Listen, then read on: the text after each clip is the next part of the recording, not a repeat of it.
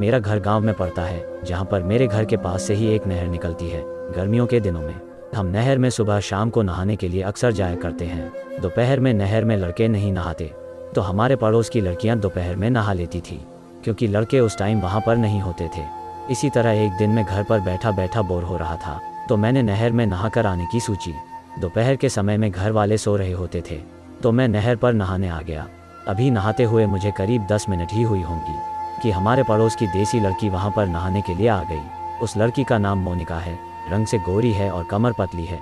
उसके गुब्बारे बड़े संतरे के आकार के थे, अब तो मेरे हाथ में ही नहीं आते हैं, इतने बड़े हो गए हैं, जो कि मेरा ही कमाल है। उसके साइज के नाप का तो मुझे पता नहीं। वह जब नहर पर आई तो मैं नहर में तैराकी कर रहा था। वह नहर पर आकर अपने कपड़ों में ही नहाने लगी, क्योंकि गांव में देसी लड़कियां सलवार कमीज में ही नहाती थी। नहर में वो मुझे पानी में डुबकी लगाकर तैरता हुआ देखकर मुझसे बोली, मेरे को भी तैरना सिखा दो। मैं उसकी बात पर थोड़ा हैरान सा हुआ, क्योंकि हम दोनों कभी इसके पहले इतनी खुलकर बात नहीं की थी, और वह भी ऐसे अकेले में। आज से पहले कभी भी मैंने उसे गंदी वाली नज़रों से नहीं देखा था। मैं उसके कहने पर उसको तैराकी सिखाने के लिए राजी हो गया। वो मेरे करीब आए और पानी में गोता लगाने लगी। मैंने उसको अपने हाथों में थाम लिया ताकि वह नीचे डूबे नहीं। मेरे हाथ उसकी कमर पर थे और वह तैरने के लिए हाथ पैर मार रही थी। उसी बीच मेरा हाथ उसकी छाती पर चला गया, तो उसने कुछ नहीं कहा। मेरा हाथ उसके गुब्बारे पर लग रहा था, जो कि बड़े आकार के संतरे के साइज के थे। अब मेरे अंदर कामुकता जागने लगी। देसी कमसिन जवान लड़की के साथ सब कुछ करने का मौका देखा, तो मैं धीरे धीरे बहाने से उसके गुब्बारों को जानबूझकर छूने और दबाने की कोशिश करने लगा। लेकिन वह इस तरह से व्यवहार कर रही थी जैसे कुछ हो ही ना रहा हो, इसलिए मेरी हिम्मत भी बढ़ती जा रही थी। फिर मैंने उसके गुब्बारों को अच्छी तरह से हाथों में भर लिया, तब भी उसने कुछ नहीं कहा।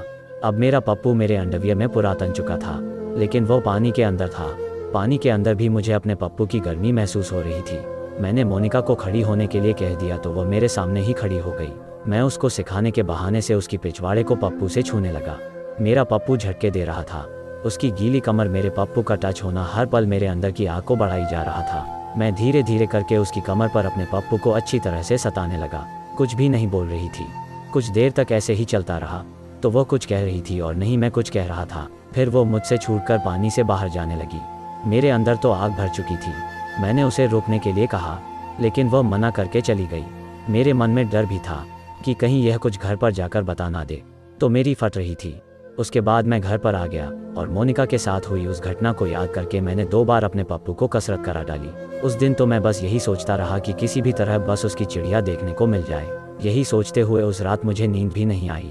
रात को सपने में भी मेरा पानी निकल गया। अगले दिन संडे था और हमारे पड़ोस में हमारे घर पर ही टीवी था और संडे को फिल्म भी आती थी। अगले दिन वो हमारे घर पर टीवी देखने के लिए करीब 11 बजे मेरे घर आ गई। मेरे घर वाले टीवी नहीं देखते थे, तो माँ और पापा दूसरे कमरे में सो गए थे। क्योंकि राजस्थान में गर्मी बहुत पड़ती है, तो मेरे घर वाले शाम के 3 बजे के बाद ही सोकर उठते थे। टीवी वाले कमरे में उसके और मेरे अलावा कोई और नहीं था। मैं भी टीवी देख रहा था और साथ में बीच बीच में उसे भी देख रहा था। कुछ देर बाद मैं यह सुनिश्चित करने के लिए उठा कि माँ और पापा सो रहे हो। पापा को धीरे से देखा तो वह दोनों नींद में सो रहे थे। उसके बाद मैं उसके बिल्कुल पास आकर बैठ गया और धीरे धीरे एक हाथ से उसकी कमर पर फिराने लगा।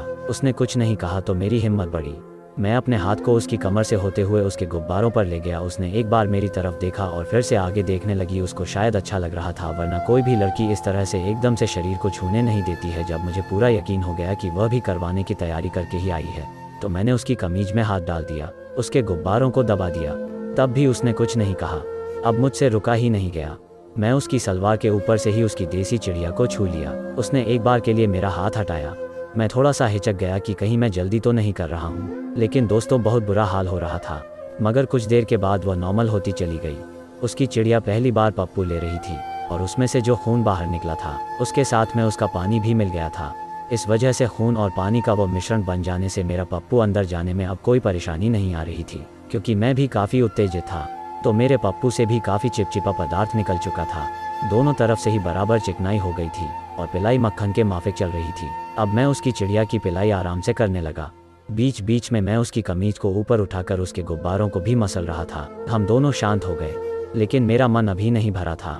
मैं उसके ऊपर ही लेटा रहा और उसके होठों को चूसता रहा। मेरी कमर नंगी थी और वो मेरी नीचे पड़ी हुई थी। उसके होठों को चूसते हुए मेरा पप्पू 10 मिनट के बाद फिर से खड़ा हो गया। मैंने दोबारा से करने के लिए कहा तो वह मना करने लगी। मैंने उसको बहुत मनाने की कोशिश की लेकिन वो नहीं मानी।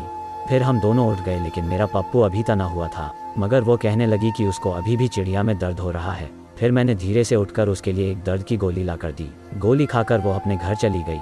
उसके बाद तो लगभग हर रोज ही हम पिलाई के मौके ढूंढने लगे। फिर तो जब भी मौका लगता था मैं उसकी चिड़िया मार लेता था। आज इतना वक्त बीत चुका है और वो अभी भी मुझसे अपनी चिड़िया की आग बजाती है। मैंने दबा दबा कर उसके गुब्बारों को काफ़ी बड़ा कर दिया है। दोस्तों, आपको ये कहानी कैसी लगी हमें कमेंट में बताएं। इस वीडियो को लाइक करें, शेयर करें और हमारे चैनल को सब्सक्राइब करें।